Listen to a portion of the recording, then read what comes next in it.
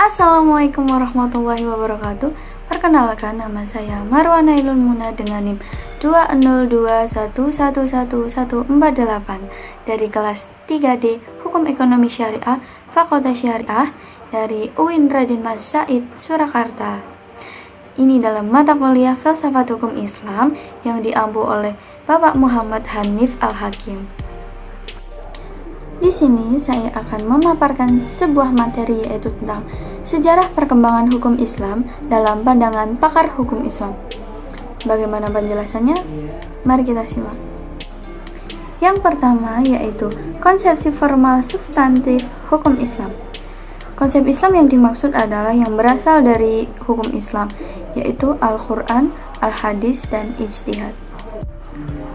Menurut Joseph Scott, pemikiran hukum Islam pada intinya adalah bahwa konsep hukum-hukum Islam dibatasi ruang dan waktu, yaitu hukum Islam sebelum periode Umayyah dengan karakteristik hukumnya yang bersifat normatif, sebagai hukum suci dalam pembatasan hukum Islam pada akhir pemerintahan Umayyah yang bersifat teknis dalam tatanan hukum positif. Menurut konsepsi Islam, hukum Islam tidak terlepas dari fikih dan syariah. Adapun pengertian fikih yaitu adalah pemahaman terhadap hukum-hukum agama secara keseluruhan, yakni semua hukum yang disyariatkan oleh Allah SWT. Sedangkan syariah yaitu perintah dan larangan dari Allah SWT secara langsung. Selanjutnya yaitu terdapat dua dimensi dalam memahami hukum Islam menurut Juhaya S. Praja. Yang pertama adalah dimensi ilahiyah dan yang kedua adalah dimensi isnaniyah. Hukum Islam berdimensi ilahiyah. Hukum Islam ini dapat dipahami sebagai syariat yang cakupannya begitu luas, tidak hanya terbatas di fikih saja, tetapi juga berkaitan dengan keyakinan, amaliyah, dan akhlak.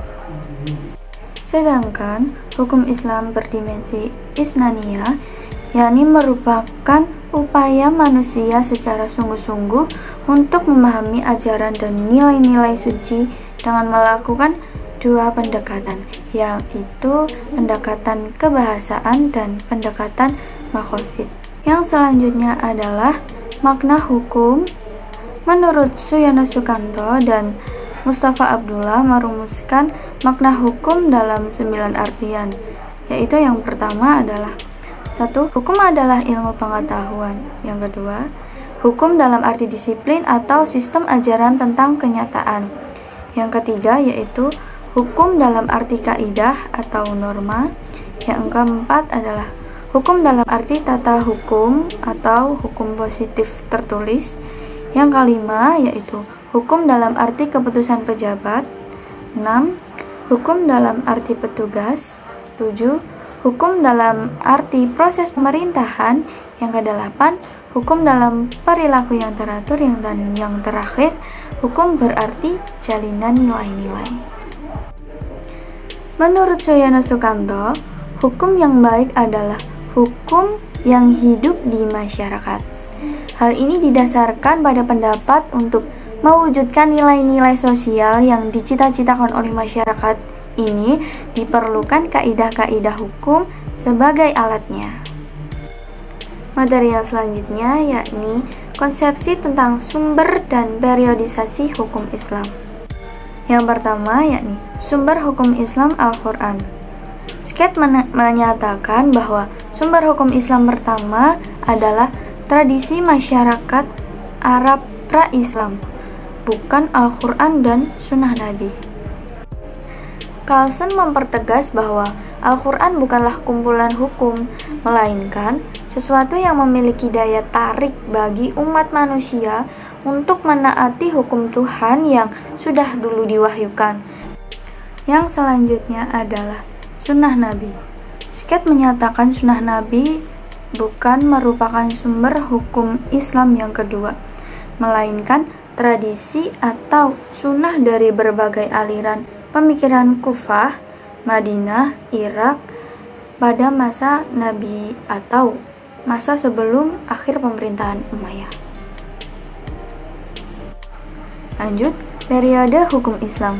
Berdasarkan pemikiran Sked, periode hukum Islam mulai pada abad kedua, yakni pada masa Umayyah. Formasi hukum Islam pada zaman ini seperti hukum waris yang secara langsung disekretkan oleh Al-Quran. Lebih jauh lagi, menurut Power, Sked hanya memfokuskan pada jurisprudensi hukum Islam, bukan hukum positif. Selanjutnya, Power memberikan saran bahwa memahami hukum positif harus dimulai dari legislasi Al-Quran, terutama dalam keluarga, waris, ataupun ritual. Materi yang selanjutnya yakni tentang konsepsi metode penggalian hukum Islam. Terdapat 4 metode pendekatan penggalian hukum Islam. Yang pertama yakni pendekatan teologi, yang kedua pendekatan filsafat, yang ketiga pendekatan sejarah, dan yang keempat ilmu sosial. Langsung saja, yang pertama pendekatan teologi. Ini sangat penting dilakukan dalam meneliti hukum Islam. Teologi meneliti aturan-aturan yang mengatur syariah, fikih, dan mencari definisi yang seimbang, serta menentukan secara jelas dan arti yang terkandung dalam hukumnya. Yang kedua yakni pendekatan filsafat. Pendekatan filsafat ini mempunyai 2 tugas utama. Yang pertama tugas kritis, yakni mempertahankan kembali paradigma ilmu yang telah mapan. Yang kedua tugas konstruktif, yakni menjawab masalah-masalah yang tidak terpisahkan oleh ilmu, bahkan menentukan kembali ilmu yang telah berjalan sendiri dan tidak ada keterkaitan antara ilmu satu dengan ilmu yang lainnya. Yang ketiga, pendekatan sejarah. Pendekatan sejarah ini memang penting dalam menggali fakta nilai yang hidup di masyarakat. Pada dasarnya, metode sejarah ini masuk dalam mazhab sejarah dan kebudayaan sebagai mata rantai sebelum sosiologi hukum lahir. Yang keempat, yakni pendekatan ilmu sosial. Ilmu sosial ini dapat memberikan manfaat terhadap substansi hukum dalam masyarakat. Itulah sebabnya mengapa pendekatan-pendekatan ini perlu dilakukan. Demikian pemaparan materi dari saya. Semoga dapat bermanfaat bagi semuanya. Dan saya juga mohon maaf apabila terdapat kesalahan. Wassalamualaikum warahmatullahi wabarakatuh.